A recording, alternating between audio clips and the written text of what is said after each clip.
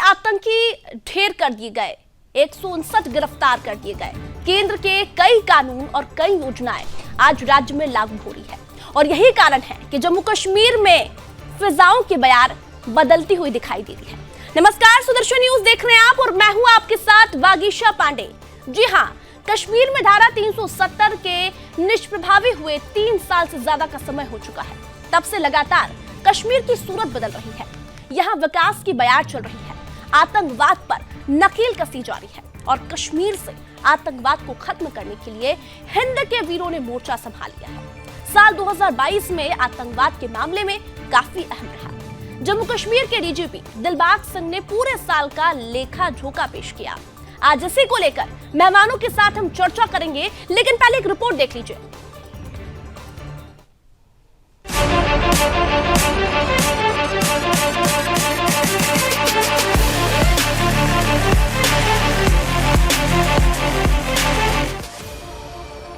कश्मीर से धारा 370 को निष्प्रभावी हुए 3 साल से ज्यादा हो चुके हैं। तब से सेना ने कश्मीर की तकदीर से आतंकवाद को खत्म करने की मुहिम तेज कर दी है। भारतीय सेना आतंकवादियों को 72 हुरों के पास भेजने के लिए दिन रात तैनात है। इस मामले में साल 2022 बहुत अहम रहा। पिछले 12 महीनों के अंदर नए आतंकियों की भर्ती में तेजी से कमी आई। हिंद के वीरों ने 2022 में लश्कर और जैश से जुड़े 56 पाकिस्तानियों सहित 186 आतंकियों को मार गिराया।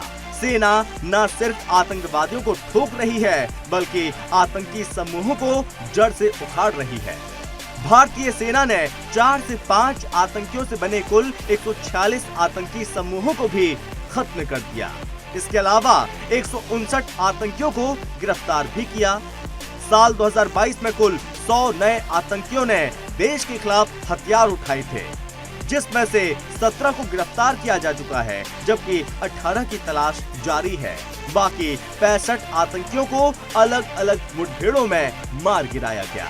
शनिवार को जम्मू कश्मीर के डीजीपी ने प्रेस कॉन्फ्रेंस की इसके बारे में विस्तार से जानकारी दी। डीजीपी दिलबाग ने दावा किया कि बड़ी संख्या में कश्मीरी युवाओं ने आतंकवाद की राह छोड़कर शराफत से जीने की कसम खाई है। Bureau report, Sudarshan news.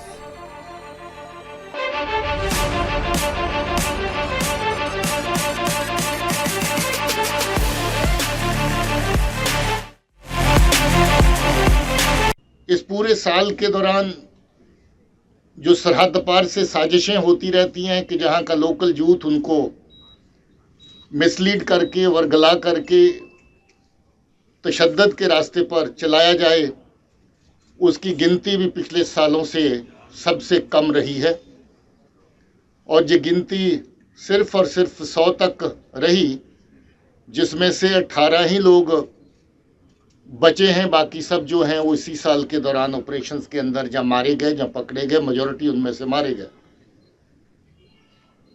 हम लोग न सिर्फ ऑपरेशंस में कामयाबी हासिल करने को पहल देते हैं, बल्कि वो नौजवान जो गलत रास्ते पे चले वो रास्ता तर्क करके वापस लौटे, उस फ्रंट के ऊपर भी बराबर काम करते हैं।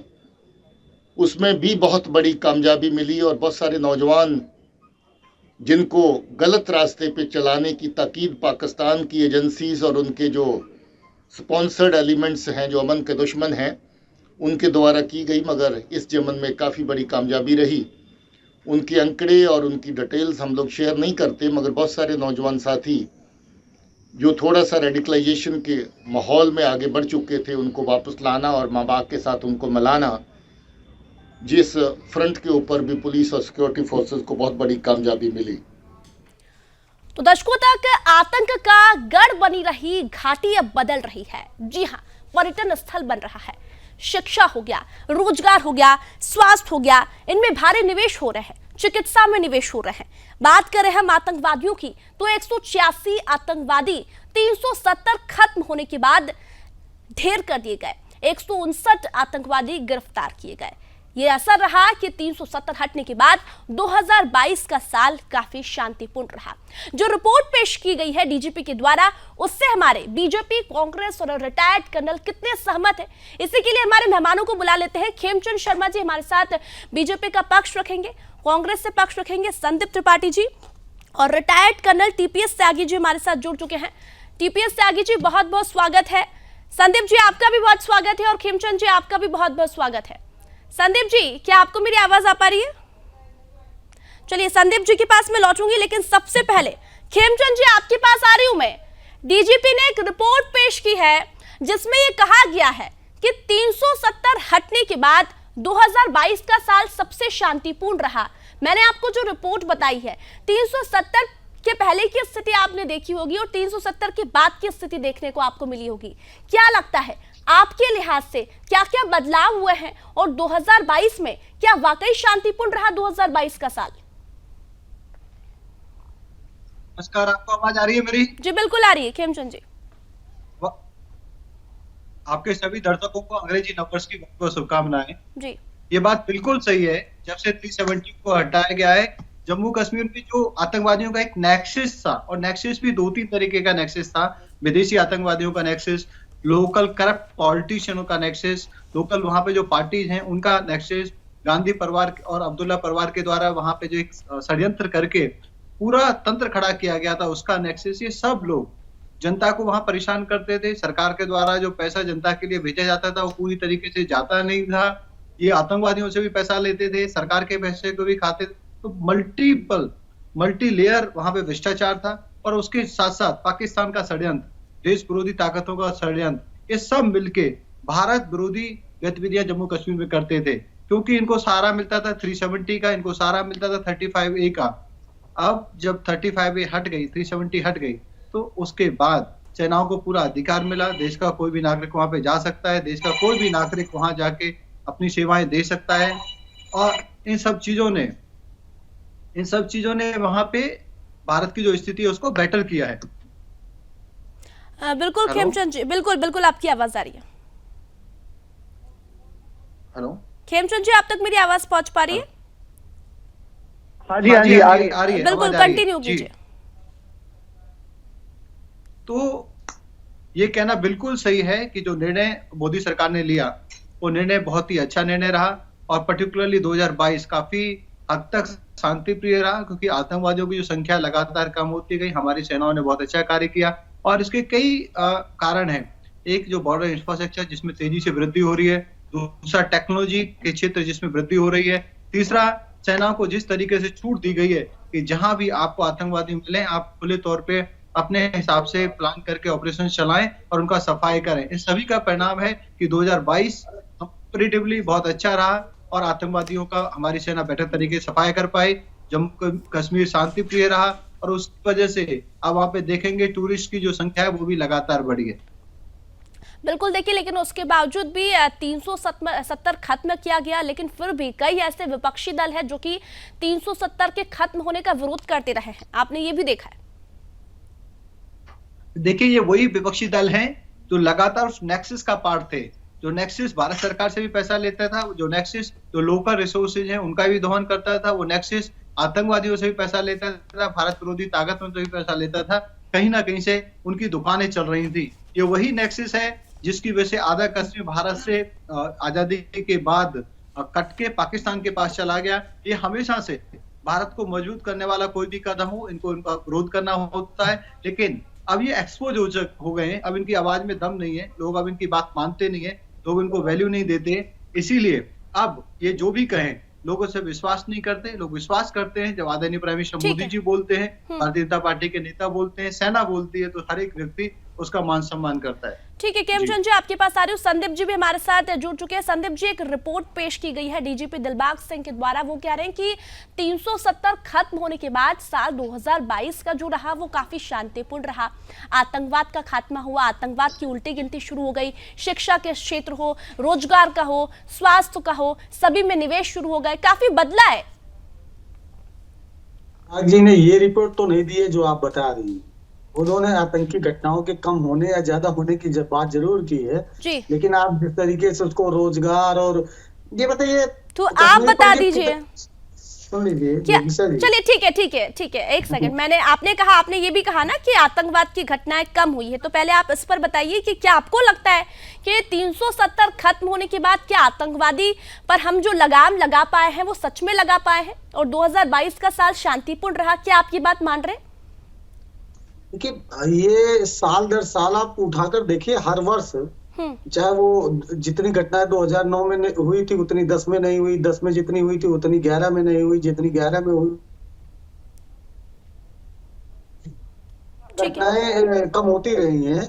ये जहां तक बात 370 खत्म होने की बात, तो पहली बात तो यही एक बात गलत कही जाती है कि धारा 370 खत्म हो गई है। मैं आपसे आग्रह करूंगा, विनम्र आग्रह करूंगा कि आप राज्यसभा में अमित शाह जी का बयान चला दीजिए, जब वो इस विधेयक को जो है संशोधन विधेयक को पेश कर रहे थे बिल में, सदन में, वो ये स्पष्ट ये कह रहे थे कि धारा 370 के सभी खंड समाप्त किए जाते हैं सिवाय खंड 1 के।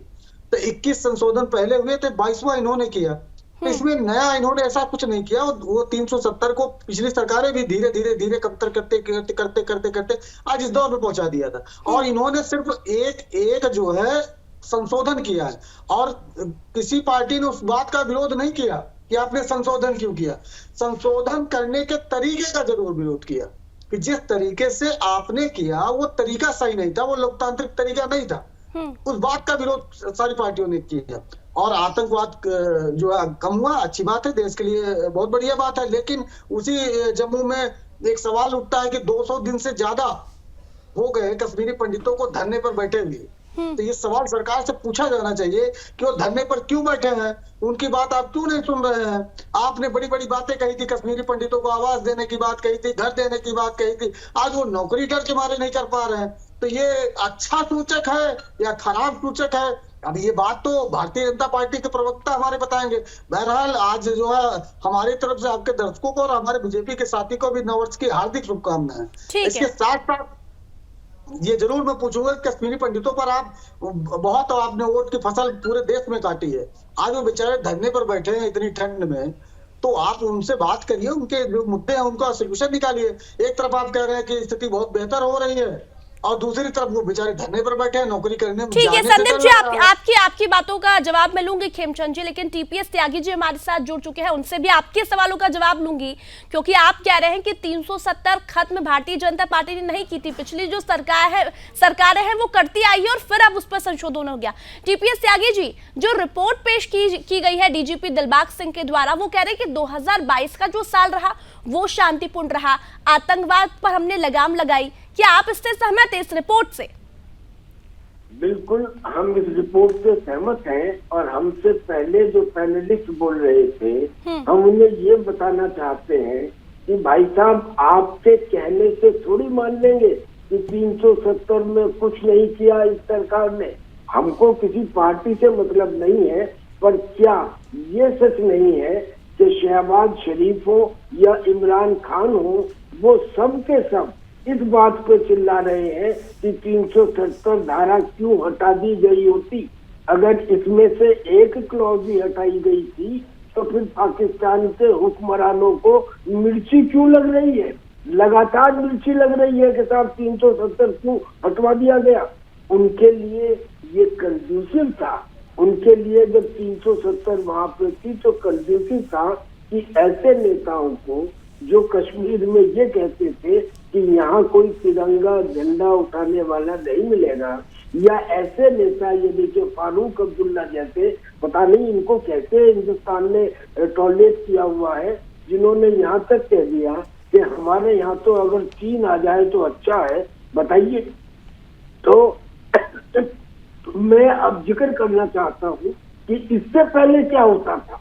इससे पहले कश्मीर में ये होता था कि अगर कोई संदिग्ध आतंकी किसी घर में फौज में देख लिया तो हम जाते थे उसे पकड़ने, और वो कह देते थे कि सर्च वारंट लाइए। अब जब तक सर्च वारंट लाते थे तब तक वो उस आतंकी को भगा देते थे।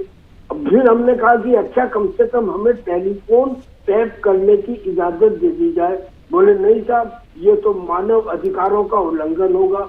यानी कि उस समय में सेना के हाथ पीछे बांधे हुए थे और सेना से कह रहे थे कि आप लड़ो। लगातार कैजुअलिटीज हो रही थी। 2022 में कम कैजुअलिटीज हुई है सेना की भी, और जो आतंकी हैं वो मारे गए, ये बात तो सच है। उसमें पाकिस्तानी भी थे, 186 में से करीब 56 पाकिस्तानी थे। मगर अच्छी बात यह है कि उसमें से एक बड़ी संख्या पकड़े भी गए हैं, और जो पकड़े गए हैं अब उनके इंटेरोगेशन से बचे हुए आतंकी जो कमर है वो टूट जाएगी। लेकिन मेरा कहना कुछ थोड़ा इससे आगे भी है। ये ना समझा जाए कि जो पूरा एक्शन था वो ले लिया गया। देखिए, कारगिल का युद्ध हुआ। कारगिल के युद्ध में करीब 530 जवानों ने शहादत दी और एक डिफिकल्ट युद्ध था, उसे जीत लिया। लेकिन कारगिल के युद्ध के बाद आज तक कोई युद्ध नहीं हुआ। लेकिन हमारे करीब 20,000 जवान जो है वो शहादत दे चुके हैं। सिपाही तो वही है, शौर्य तो उसका वही है। इसका मतलब क्या निकला कि जो नीतियां हैं उन नीतियों में परिवर्तन की आवश्यकता है।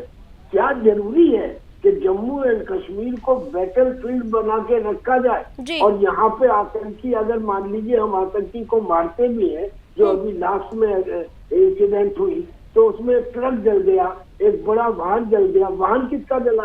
हिंदुस्तान का जला। नुकसान किसकी प्रॉपर्टी का हो रहा है? हिंदुस्तान की प्रॉपर्टी का हो रहा है। लिहाजा आवश्यकता अब ये है कि इसको जड़ से खत्म किया जाए, नीतियों में परिवर्तन लाया जाए।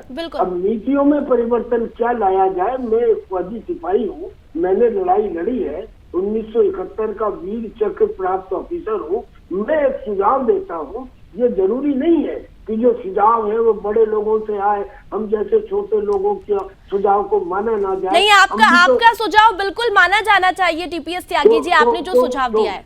तो मैंने सुझाव तो मैं अब दे रहा हूँ। मेरा सुझाव ये है कि 60,000 सिपाही, 60,000 सिपाही हर साल भरी जवानी में अंदाजन 30 से 35 साल की उम्र में रिटायर होते हैं, सेवानिवृत्त होते हैं। अगर उन सिपाहियों को कश्मीर की सरहद पर या पाकिस्तान की सरहद पर थोड़ी बहुत कृषि की जमीन देके बसा दिया जाए तो मजाल है कि कोई ड्रग स्मगलर या आतंकी घुसपैठ कर पाए। आतंकी घुसपैठ कर ही नहीं पाएगा। और जो इंटरनल आतंकी हैं उनके ऊपर तो एक अच्छी तरह से शिकंजा कर दिया गया है। और जो कश्मीर के अंदर ये नेता या हमारे जो अभी पैनलिस्ट बोल रहे थे, इस किस्म के लोग ये अपोज करें, जो इन्हें करना है वो पार्टी का करें, कुछ करें, जीएसटी पे करें। लेकिन अगर ये अब देश की सुरक्षा के खिलाफ बोलते हैं तो ऐसे लोगों पे भी लगाम लगाई जाए। ये अभिव्यक्ति की आजादी को देश की सुरक्षा के साथ नहीं जोड़ा जा सकता। ये कल्पना करके देख लें कि अगर ये किसी और देश में रहे होते तो आज इनकी क्या स्थिति होती। पाकिस्तान में मुंह खोलने लायक नहीं होते ये लोग, हटा दिए जाते हैं। बिल्कुल सही कहा टीपीएस त्यागी जी, आपकी सोच और आपके सुझाव को सैल्यूट है और ऐसा होना भी चाहिए। आपके पास मैं लौट रही हूँ, लेकिन हमारे साथ खेमचंद शर्मा जी भी जुड़े हुए हैं। खेमचंद शर्मा जी, कितने सहमत हैं आप टीपीएस त्यागी जी के सुझाव से? और संदीप त्रिपाठी जी ने जो आपसे सवाल पूछा कश्मीरी पंडितों को लेकर, उस पर भी जवाब दीजिए। देखिए, टीपीएस त्यागी जी हमारे बहुत ही वरिष्ठ और एक्सपीरियंस रक्षा विशेषज्ञ हैं। उन्होंने सेना में भी योगदान दिया है और उनकी जो भावना है बिल्कुल सही है। कोई भी व्यक्ति या किसी भी पार्टी को सेना के खिलाफ बोलने का अधिकार नहीं है और ये दुखद है। विशेषकर कांग्रेस पार्टी लगातार सेना पे अभद्र टिप्पणी करती है। उनके बड़े बड़े नेता राहुल गांधी कहते हैं कि हमारे सैनिक पिट रहे हैं, उनको शर्म नहीं आती। ये वही सेना है जिसने 1971 में युद्ध जीता, ये वही सेना है 1965 में पाकिस्तान को हराया। लेकिन टेबल पे उस समय में जो प्रधानमंत्री थी वो हार गई।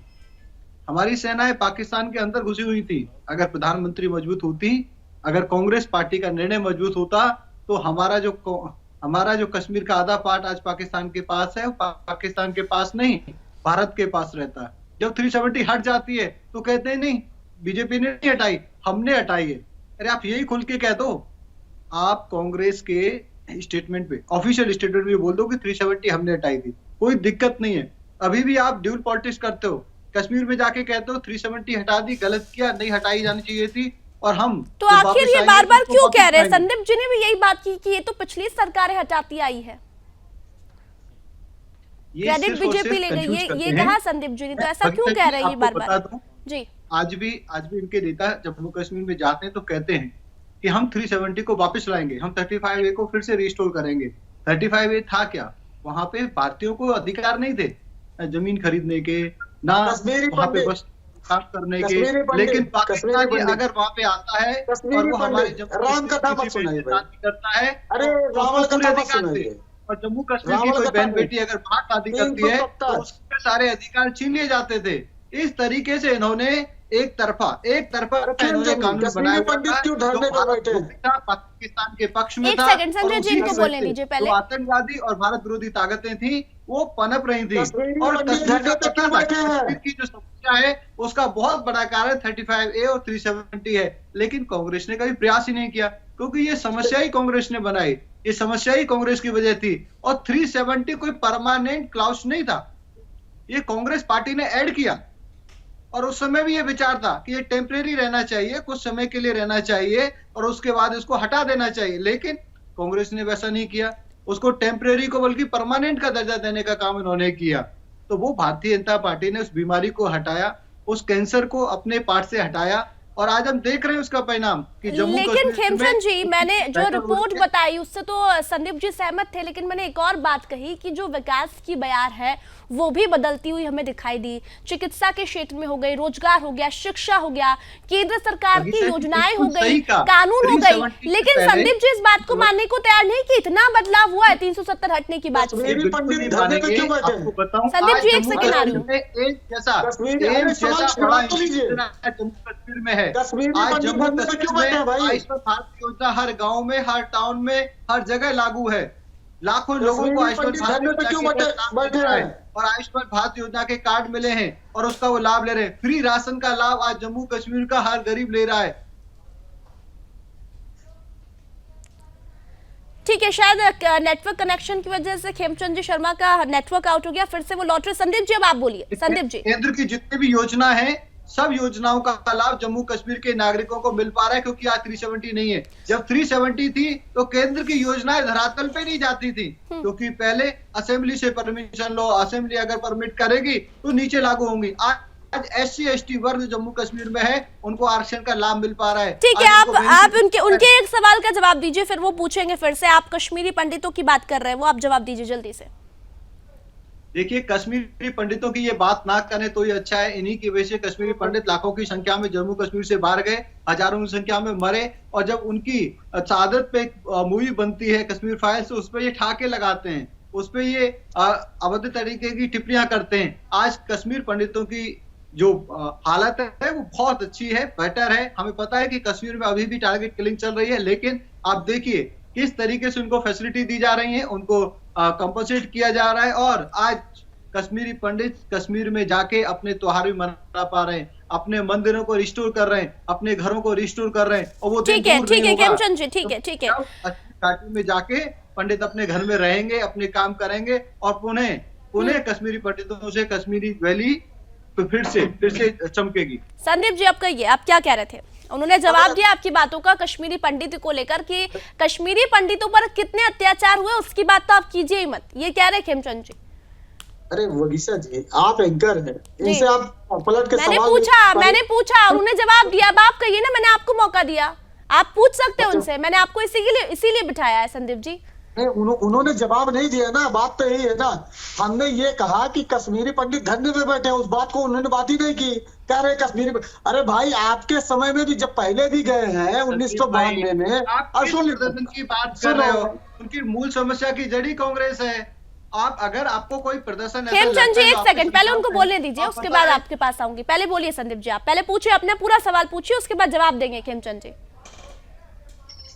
देखिए खेमचंद जी, पहली बात तो जब आप पहले जो 1 लाख की संख्या बता रहे हैं, उस समय भी आपकी सरकार थी, थोड़ा पढ़ लिया करिए। उस समय भी भारतीय जनता पार्टी जनता दल के साथ में सरकार में थी। अगर मेरी बात नहीं, इंदिरा गांधी, राजीव गांधी प्रधानमंत्री। खेमचंद जी एक सेकंड, उन्हें पूरी लाइन पूरी करने दीजिए, आपको भी समझ आएगा उनका सवाल, वो क्या पूछ रहे हैं, उसके बाद आप जवाब दीजिएगा। पूरा पूछने दीजिए सवाल उन्हें। बोलिए संदीप जी।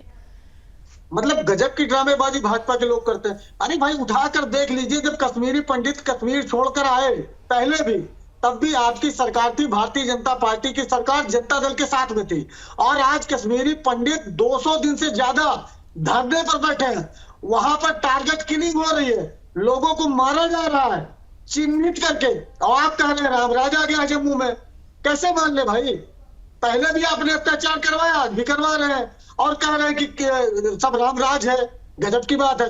दूसरी बात, 370 की जो बात कर रहा हूं संशोधन की, पढ़ लीजिएगा कि उसमें कब कब संशोधन हुआ है। 21 संशोधन हुआ है इसके पहले। टीपीएस त्यागी जी ने भी आपसे सवाल पूछा कि क्या किया पिछली सरकारों ने 370 हटाने को लेकर, आप उस बात का भी जवाब दीजिए संदीप जी। टीपीएस त्यागी जी ने पूछा ये सवाल। मैं ऑफिशियली बोल रहा हूं कि 370 में 21 संशोधन पहले किए कांग्रेस ने।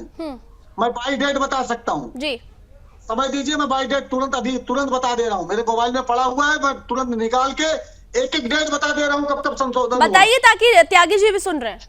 ठीक है, तब तक त्यागी जी की बात रखने दीजिए, मैं तुरंत मोबाइल से निकाल ले रहा हूँ और आपको बता दे रहा हूँ। ठीक है, फिर आगे की बात कीजिए आप जी। ठीक है त्यागी जी, देखिए अब आपका जो सवाल था उसका जवाब दिया है संदीप जी ने। वो कह रहे हैं कि 21 संशोधन पिछले की सरकारों ने किए हैं, आपने पूछा था उनसे। लेकिन अब कश्मीरी पंडितों की बात आ गई है। खेमचंद जी कह रहे हैं कि अब अत्याचार कम हुए हैं, संदीप जी कह रहे हैं कि टारगेट किलिंग बढ़ रही है, कश्मीरी पंडित मर रहे हैं। क्या आप सहमत हैं इस बात से संदीप जी की?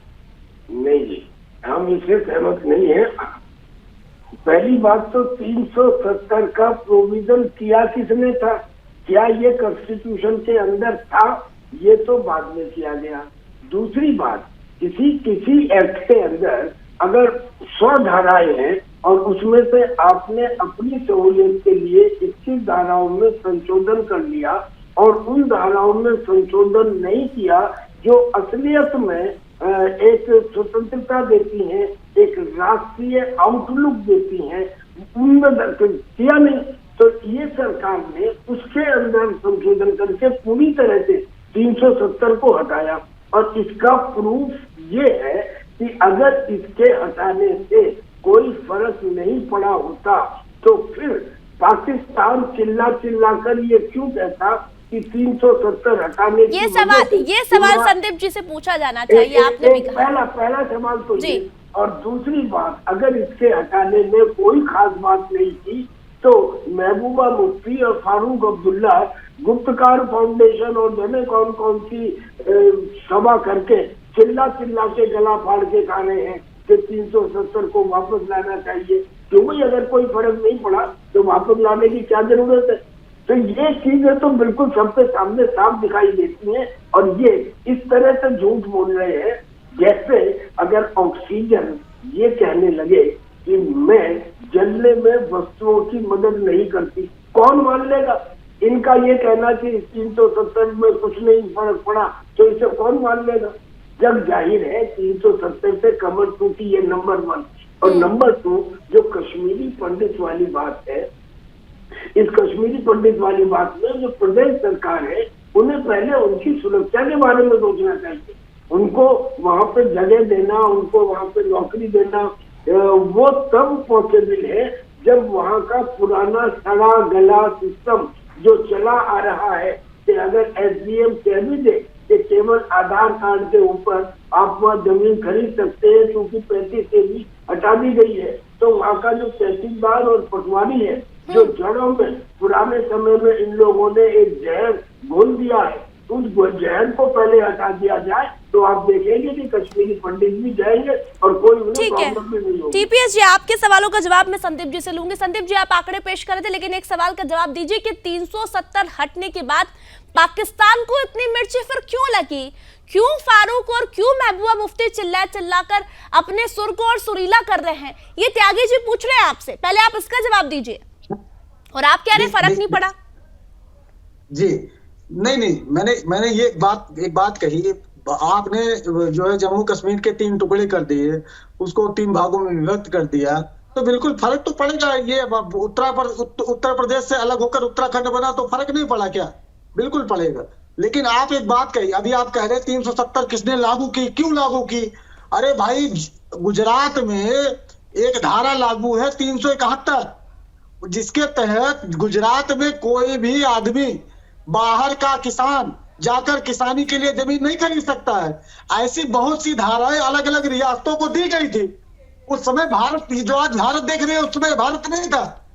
भारत को अलग अलग रियासतों से बना हुआ भारत रियासतों को मिलाने के लिए, अपने में समाहित करने के लिए बहुत से राज्यों को विशेष छूट दी गई, और सिर्फ जम्मू कश्मीर को दी गई। आप जम्मू कश्मीर की तो बात करते हैं, लेकिन गुजरात की बात नहीं करते हैं। अब आप गुजरात पे आ गए। स्थानीय नागरिकों को प्राप्त हुआ दर्जा, पहले वो जमीन नहीं खरीद पाते थे, अब जमीन खरीदते हैं। सुप्रीम कोर्ट का फैसला पहले लागू नहीं होता था, अब वो होता है। ये जो बदलाव हुए वो आपको दिखाई नहीं दे रहे संदीप जी? बगीचा जी, गुजरात में खरीदवा दीजिए हमें जमीन। आप फिर गुजरात की बात कर रहे हैं, अभी हम जम्मू कश्मीर की बात कर रहे थे ना संदीप जी। अरे अजीब आदमी है। आप त्यागी जी की भी बातों का खंडन कर रहे हैं, आप उनकी भी बातों को गलत बता रहे हैं।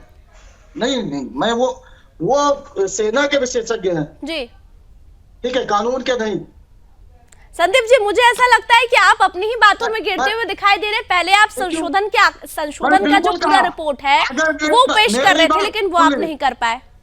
बगीचा जी, मैं कह रहा हूँ अगर मेरी बात गलत निकल जाएगी। ठीक है, आपने कहा ना 3 टुकड़े किए। खेमचंद जी जल्दी से जवाब दीजिए, मेरे पास समय बहुत कम है। उन्होंने कहा कि 3 टुकड़े कर दिए।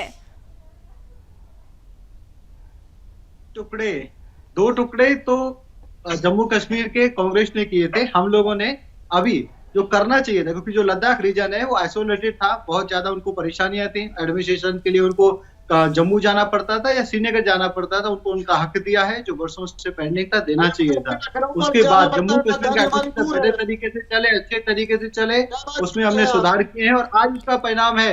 गांव-गांव में जो देश के विकास की लहर है वो पहुंच रही है। गांव-गांव में सड़कें पहुंच रही हैं, गांव-गांव में गैस सिलेंडर पहुंच रहे हैं, गांव-गांव में लोगों के, लेकिन सबसे बड़ी बात आज जो हमने चर्चा की, आज हमने उस रिपोर्ट पर चर्चा की और ये बात संदीप जी ने भी मानी है, त्यागी जी ने और खेमचंद जी ने, तीनों ने मानी है कि 2022 कहीं न कहीं शांतिपूर्ण रहा और आतंकवाद का खात्मा हुआ है।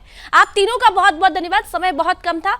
और इसी के साथ देखिए, जिस तरह से रिपोर्ट पेश की गई डीजीपी के द्वारा, उसमें कहा गया कि आतंकवाद का खात्मा हुआ, आतंकवाद की जो भर्तियां होती थी उसमें कमी आई, तमाम जो निवेश है, शिक्षा हो गए, स्वास्थ्य हो गए, रोजगार हुए, सभी में निवेश भी शुरू हो गए हैं। यानी कि विकास की बयार कहीं न कहीं घाटी में बदलती हुई दिखाई दे रही है। और यही कारण है कि जैश और लश्कर के आतंकवादी भी, पाकिस्तानी आतंकवादी भी हमारे सेना के शूरवीर जवान लगातार ढेर कर रहे हैं। और इसी के साथ मुझे दीजिए इजाजत, आप देखते रहिए सुदर्शन न्यूज। जय हिंद।